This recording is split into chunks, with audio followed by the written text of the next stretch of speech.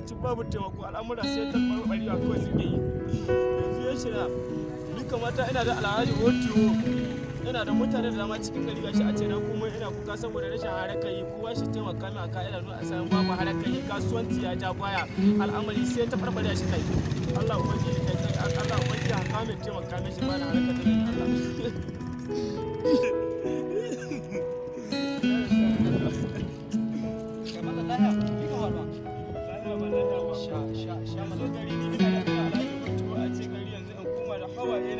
da saboda harkar yi rashin harka ta yi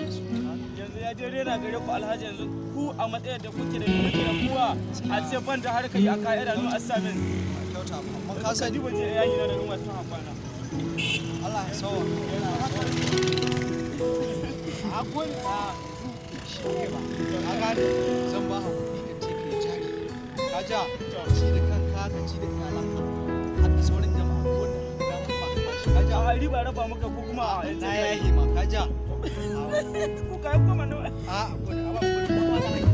da wani haji ba ko haji kuma ya dan kwano ka zan ce in ga sana'a in sa mata Allah dan kare na ku da na wuri na kaji ya ina gidan ba na wuri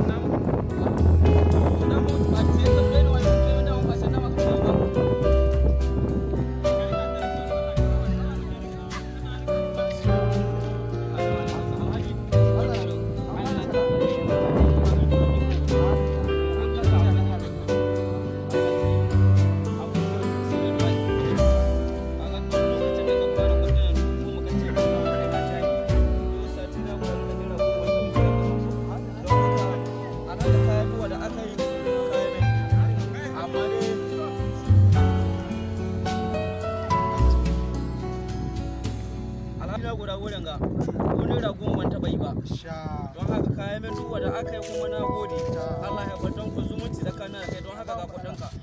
sannan alhaji ka amsa kudinka tsakanin baka kuma sana'a ci gaba da alhaji gaskiya ni dai nace ina ai sana'a da nace nake kuka na gari aka taimaka min don haka na gode kai kula taimaka maka sana'a haka dawo da hannun kyauta ba alhaji sai sana'a zaman banza nake alhaji sati na guda bai nira kuma wurin ba don haka ni kuma da na bar wurin ga wallahi so ta zan kama alhaji na ba Allah ya sanda na bar wurin ga Allah yanzu ma da na yadda na zan kama sata alhaji